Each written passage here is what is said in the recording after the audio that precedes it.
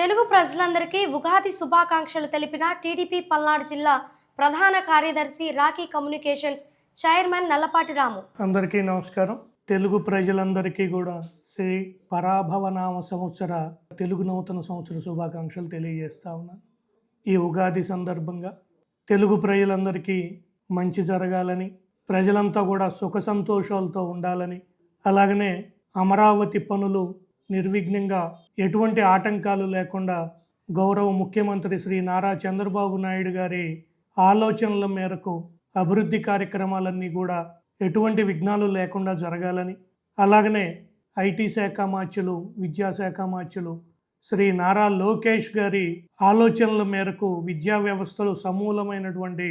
మార్పులు వస్తున్న సందర్భంగా ఈ రాష్ట్రంలో ఉన్నటువంటి విద్యా వ్యవస్థ అంతా కూడా పునర్వ్యవస్థీకరణ జరిగి విద్యార్థులందరికీ కూడా గొప్ప అవకాశాలు రావాలని, అలాగనే ఈ రాష్ట్రంలోకి పెద్ద పెద్ద కంపెనీల ఇన్వెస్ట్మెంట్స్ వచ్చి యువత అందరికీ కూడా ఉద్యోగ అవకాశాలు రావాలని, రైతులందరికీ కూడా